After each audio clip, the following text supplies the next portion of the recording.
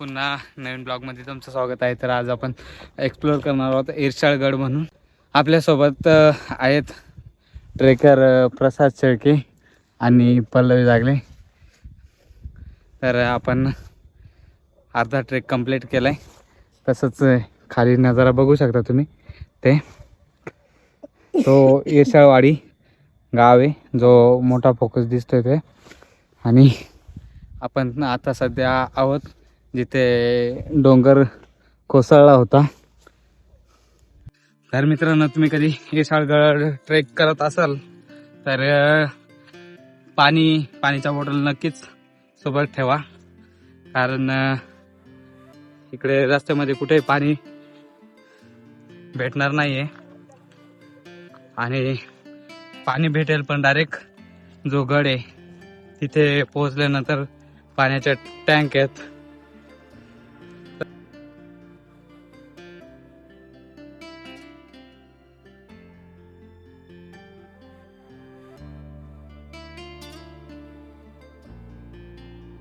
तर पब्लिक, आपण आता जो गड आहे त्याच्या पायथ्याशी आहोत. प्रॉपर नाईट असल्यामुळे काही एवढं समजणार नाही. तसंच इथं एक छोटीशी टपरी सुद्धा आपल्याला बघायला भेटते.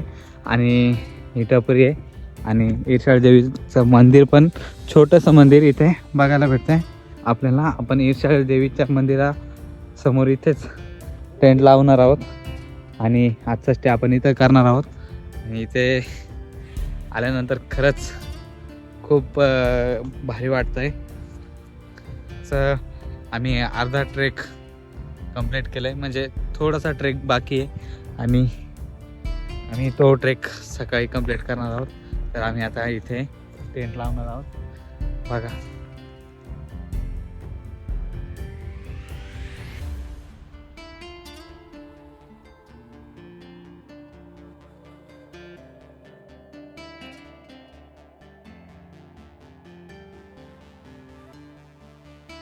फायनली मित्रांनो, आपला टेंट कंप्लीट झालेला आहे आणि आपण आता झोपायची तयारी करतोय.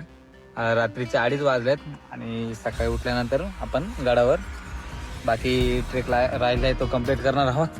तर good night, good morning public. आपण सूर्योदय झाल्यानंतर परत ट्रेकला सुरुवात केली आहे आणि बघू शकता तुम्ही सूर्य डोक्यावर आलाय बघा.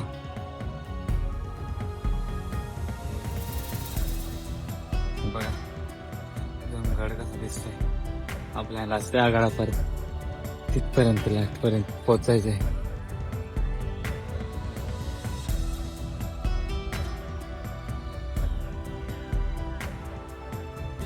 तर मित्रांनो, आता आपण गडाच्या पायथ्याशी आहोत आणि चौगाव आणि चौगावचे आसपासचे गाव पण दिसत आहेत इथे, हे बघा.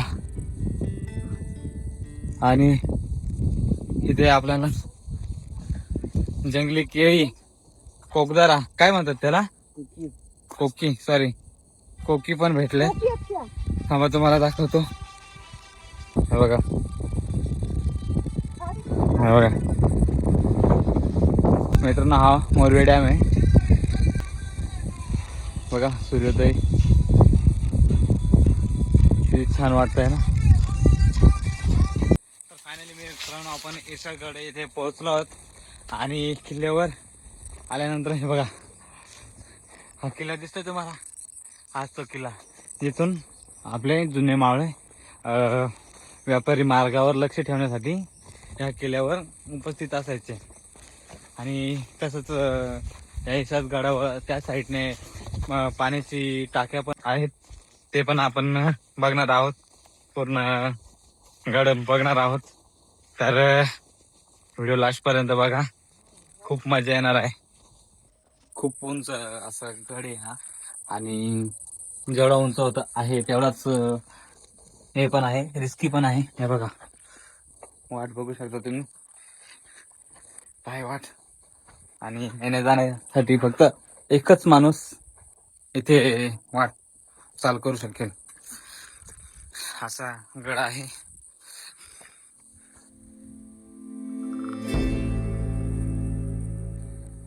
फायनली आपण पाण्याच्या टाक्या बघणार आहोत आणि तो सध्या ठीक होता पण आता तो पण लंगडा झालेला आहे.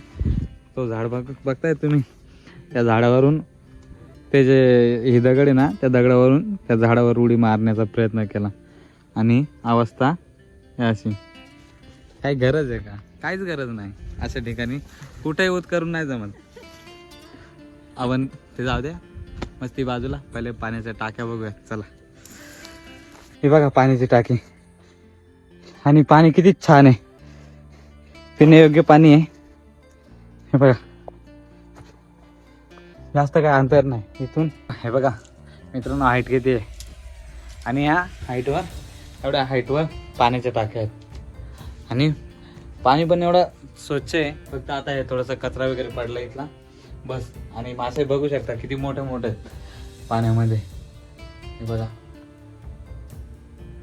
हे बघा मासे पण आहेत त्याच्यात. तर मित्रांनो बघा आता इथून थोडंसं पाणी आम्ही घेऊन जाणार आहोत. मॅगी किंवा काहीतरी नाश्त्याला बनवणार आहोत ह्याच पाण्यातून.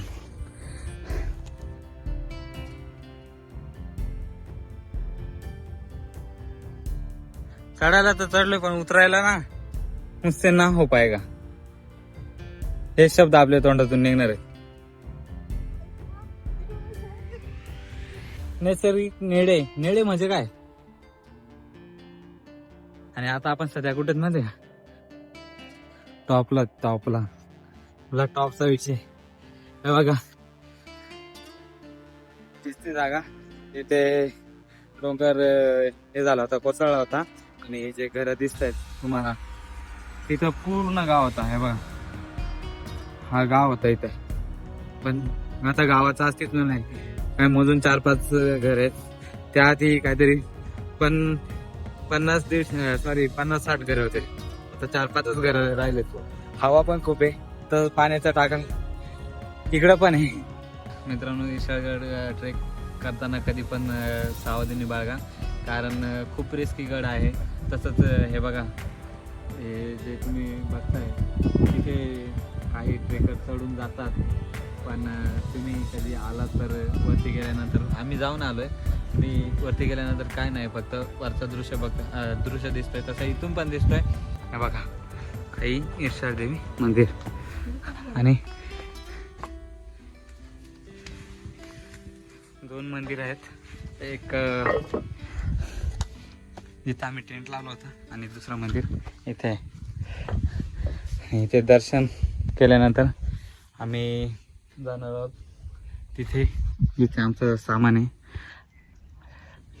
आणि तिथे आम्ही नाश्त्याची पण सोय करणार आहोत. तर ट्रेक कसा वाटला प्रसाद दादा शेळके बोलतील आपल्याला. तर मित्रांनो ट्रेक करायच्या अगोदर ह्या ट्रेकबद्दल माहिती असली पाहिजे तुम्हाला, आणि ट्रेक करताना कोणाला तरी सोबत घेऊन आले पाहिजे तुम्ही, म्हणजेच तुम्हाला गड कसं आहे त्याचे अनुभव येईल तुम्हाला. त्याचसोबत गड हा फिट लोकांनी चढावा, माझ्यासारख्याने तर अजिबात येऊ नये हेच मी सजेस्ट करेल. आणि गडावरती बहुतेक ठिकाणी ठिसूळ दगड आहेत, तर येताना सावधगिरीने येत जा, बस एवढंच. आणि सेफ्टीचं काय काय आणायला पाहिजे? सेफ्टीसाठी आपण एक रोप किंवा आपल्याकडे दोरी असते, आपण दोरी घेऊन आलो पाहिजे, म्हणजे जेणेकरून आपल्याला तिथं उतरता येणार नाही किंवा चढता येणार नाही, तिथे आपण दोरी लावायची. इथे हे जर तुम्हाला हे करायचं असेल, एक्सप्लोर करायचं असेल तर खरंच टीम सोबतच या तुम्ही. मी तर तेच सजेस्ट करेल तुम्हाला.